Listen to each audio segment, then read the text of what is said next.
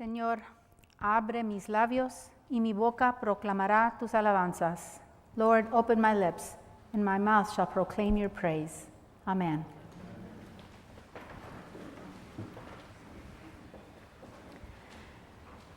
Our gospel today is harsh, and that's putting it mildly.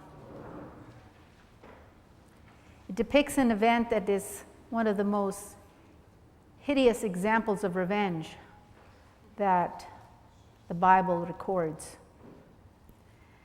Beheading someone as a party favor is so terrible that I can't find words to characterize or label it. Not any strong enough words. So what can we learn from this serious event? At its core, what is John's crime? Why is he in prison? He's in prison because he dared to speak truth to power, as some people use that phrase. He said to Herod, "What you're doing is wrong. Being with Herodias is wrong." So Herodias decides that she's going to find a way to avenge herself. Now, John could have kept quiet, but he didn't, because he believed so unwaveringly about God's truth that he was willing to give up his life for that faith. So, how do we measure up in our courage to stand for God's values? In our day and time, well, I was going to say there are no beheadings, but that's not true. Because there are some places where there are beheadings. But in our context here in the Bay Area, we don't come across that kind of persecution. But yet, we do have occasions where we need to stand up for our faith, to stand for what we really believe. And on that level, how are we doing? How do we compare with the kind of faith and the kind of courage that John showed? In our particular denomination, the highest ecclesial authority is General Convention. And that's where I was these last several days, at General Convention. But I don't want us to confuse that statement with who is the head of our church. The head of our church is Jesus Christ.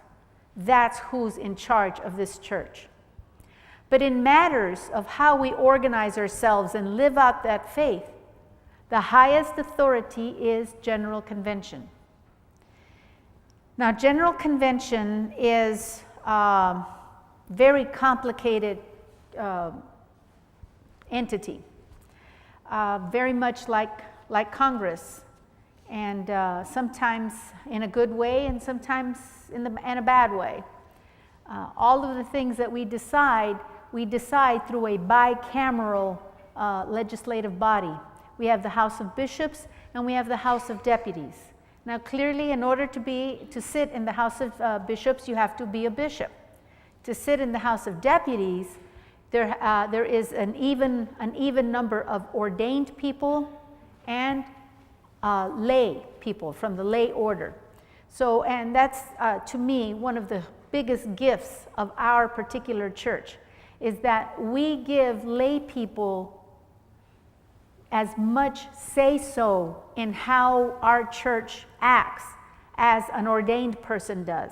We have orders in the church. There's the order of a bishop, the order of a priest, the order of a deacon, and the order of a layperson.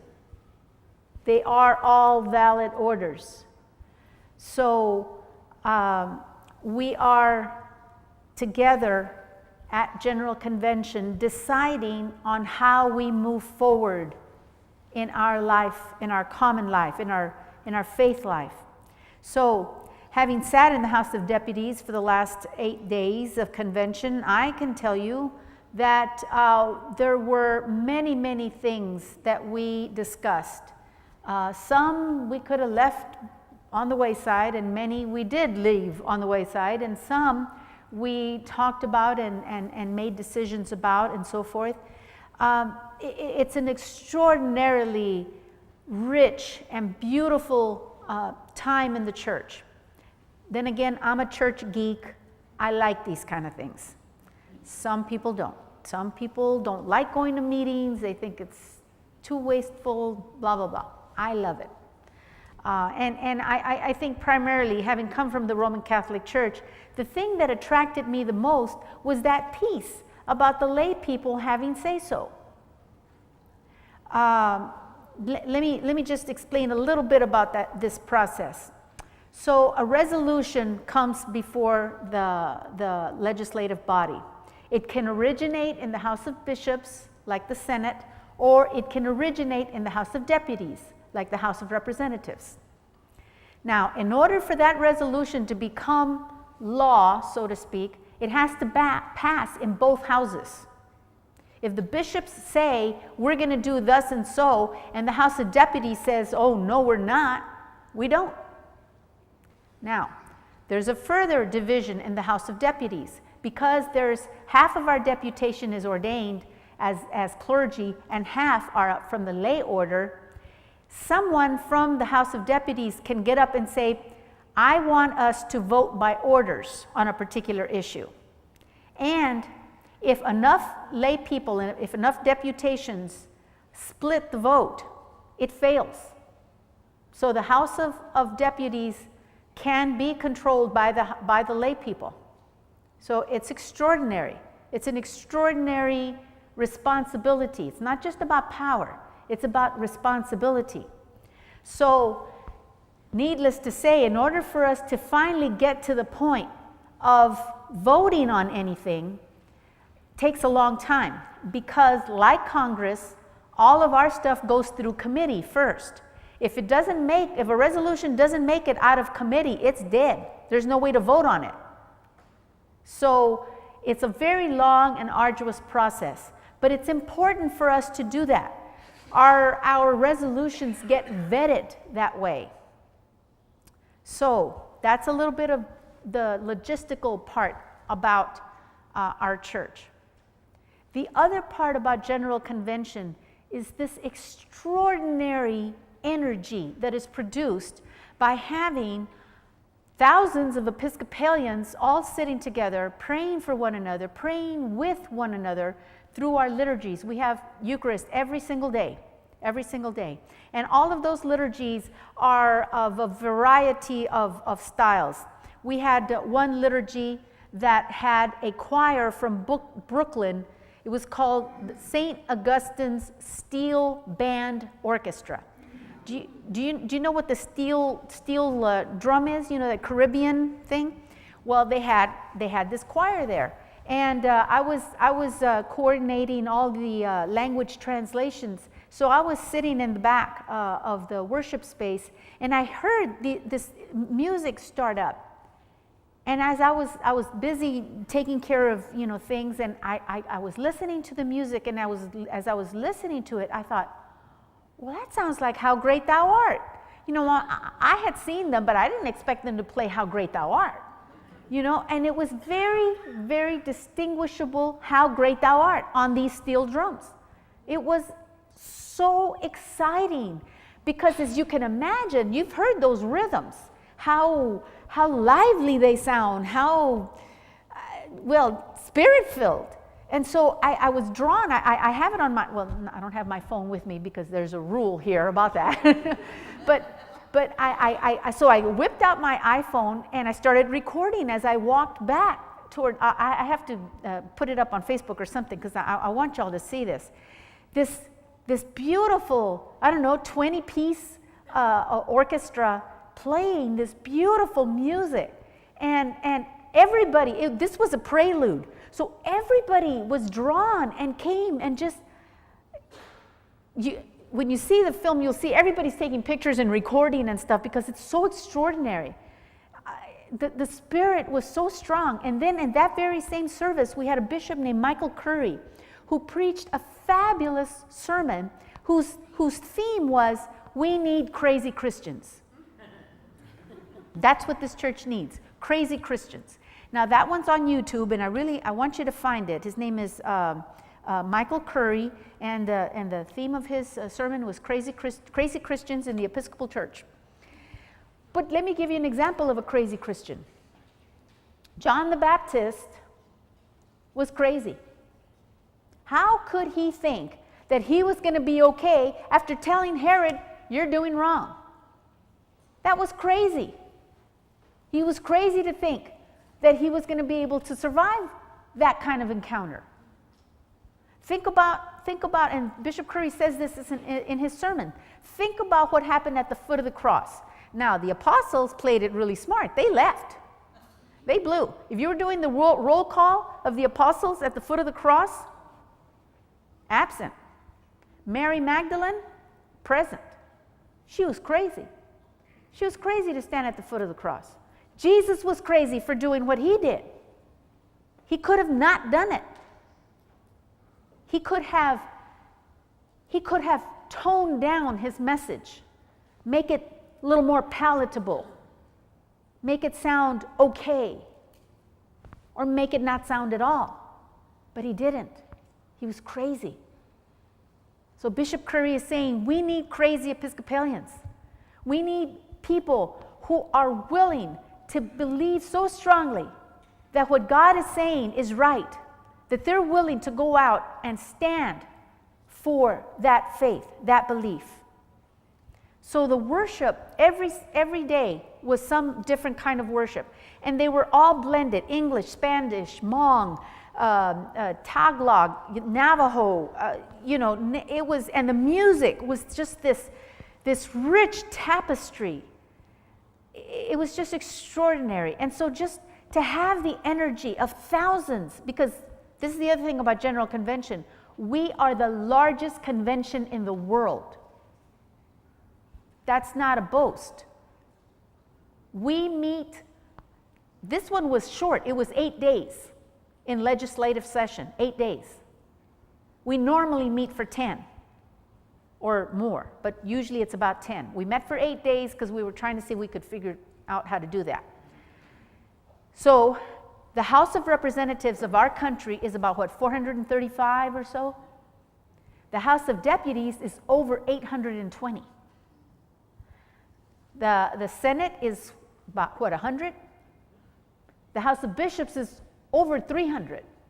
So our legislative body is the largest in the world, and then we have a lot of peripheral people because every deputation has an equal number of alternates. So each diocese has 16 plus the bishop and however many bishops there are.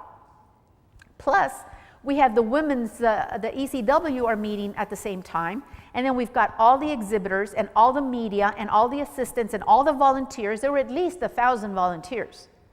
So all in all, we were about 7,000 people at this convention for 8 days. Now, if you were a volunteer like I was coordinating House of Deputies, you were there even longer. I left on, I left right after church on July 1st, and I just got back Friday afternoon. So it's big, it's huge. And so at worship time, we would all come together, and there's no meetings, there's no legislative, no committees, nothing. When it's worship time, everybody's supposed to be at church, but we're Episcopalians, so they didn't all show up all the time. But most of the days, they were there. We were all there together. And so the energy of just worshiping together was extraordinary. And when we started speaking in these other languages, the worship and stuff, of course, I was coordinating the translations. So, it's complicated, but it worked. And it was beautiful, and it was uplifting, and the Spirit was there. It was beautiful. So yeah, we hear stories about our church maybe is declining. But on the other hand, The church is declining in the way it normally looks. But it's not declining in other ways. I'll give you an example. One of the things that I was able to discover, because I was working with the Province 9 folks, we're divided into 9 provinces. 8 of them are more or less American. And then the 9th province is all the other countries that are part of the Episcopal Church, like Honduras, like Ecuador, like Puerto Rico, Taiwan. Anyway, so Province 9 are the not United States countries that belong to us. So in Ecuador, there's this amazing thing going on. In Ecuador, as in many Latin American countries, there is a very large indigenous population. And in Ecuador is no different. So there's this indigenous priest. His name is Eulogio Quito. You know how Quito is the name of one of the capitals? Well, his name is Quito.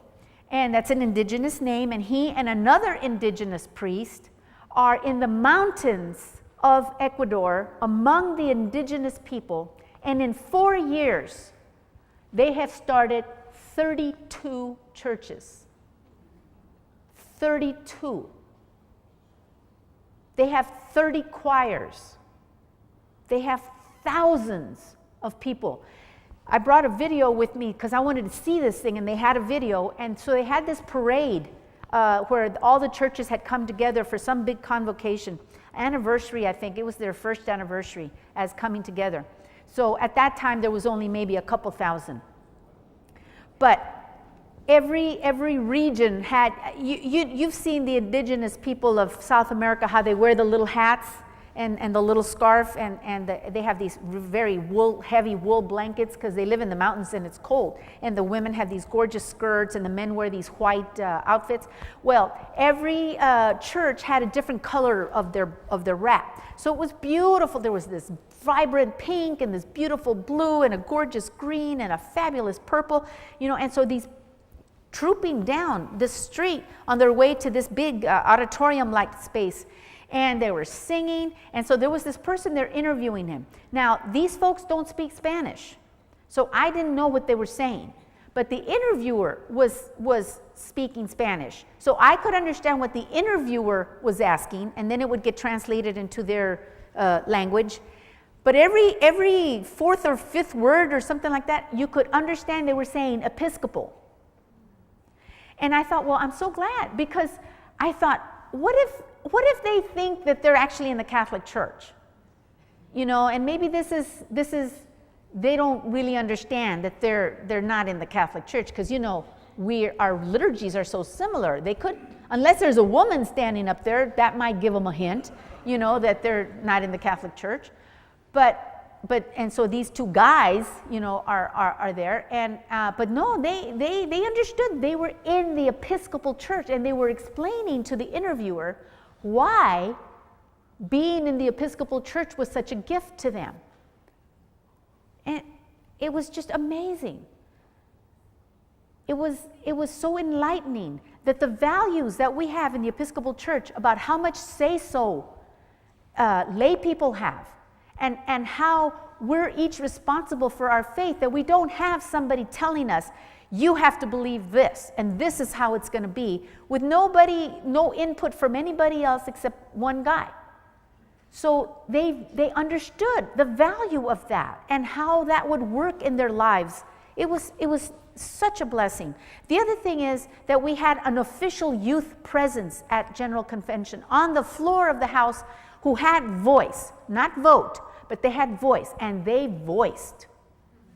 They got up, they were articulate, they spoke in favor of some of the resolutions that had come up, the DREAM Act, support for the DREAM Act, and they got up and gave testimony and were eloquent and articulate.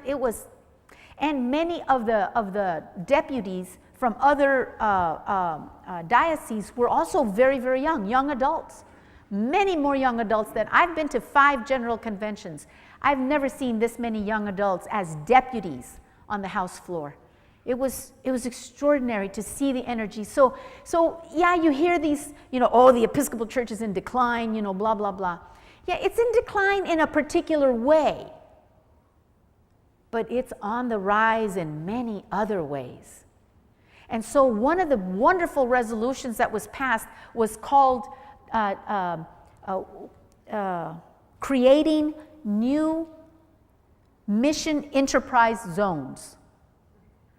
Mission enterprise zones. I thought, whoa, what is that? So of course I had to read all this stuff, because I was in the house. And so it's defined as a geographic area, as a group of congregations, or as an entire diocese. But here's the crux. They have to be committed to mission and evangelism that engages underrepresented groups, including young people, people of color, poor and working class people, people with high school diploma or less, or people with little or no church background or involvement. And when you pass a resolution and you don't fund it, you're just blowing hot air. We funded this to the tune of about $1 million. So it has teeth. It has possibilities. It was extraordinary. So many other things happened that were of huge importance. There were some that I thought, do we need to waste time on this? So you can see both sides of it. Like one of the resolutions that people talked about was concealed weapons in church.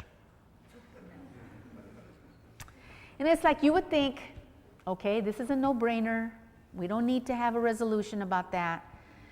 But unfortunately, there are states that have allowed this, and so you can't put a sign in front of the door that says no concealed weapons allowed because you're going against state law. Yeah. Yeah, it's crazy. So you have to wrestle with that. What do you do with that? So I don't know. I can't even remember what that vote was, but it was like, oh God. The Committee on Structure had 80 resolutions. Like how do you manage something like that? Okay, finally, and this was one of those pivotal moments in the House of the Life of Deputy, in the life of the House of Deputies, where after the vote, because there's very strict behavior norms for the House, and one of them is no booing, no applauding, none of that. But when this measure passed, this one that I'm going to tell you about, everybody broke out in song. And there was laughter and clapping. And the resolution that passed was this: the creation of a committee that's going to look at how do we restructure our church so that we can be more nimble, was the word that was used quite a bit. Everybody, it was unanimous. There was no dissension, no discussion, no how come we shouldn't, blah, blah, blah. Because the reality is our church is it's kind of cumbersome how we do things. And so everybody agreed, we've got to find another way. Now, one of the results that's already in the works is our headquarters, which is called 815, because it's at 815 2nd Avenue, New York City, which is prime real estate. I mean, it's in between the New Inn and Grand Central Station on 2nd Avenue. I mean, it's huge investment, but it costs too much to run. And it's not good for the headquarters to be so focused on one part of the country, when in reality, the growth of the church is happening out this way. So the House of Deputies voted that we were going to sell 815.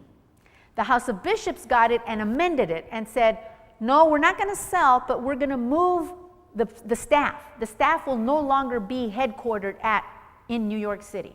So that was a good compromise, and it passed when it came back to the House, because it came back to the House amended, and so we voted it and we concurred. And so we're not selling 815, which would be a huge mistake, but we are moving the headquarters. The people are going to, a lot of them are already scattered. So we broke out in song, and it was glorious. It was wonderful to see the whole house be of one accord in this one area. But there were somber moments. And because what is really good news for a lot of us was sad for some of us. So there was a measure which asked for the authorization of same-sex blessings. And the last General Convention authorized the development of these liturgies. And so they were supposed to report back at this General Convention what they came up with.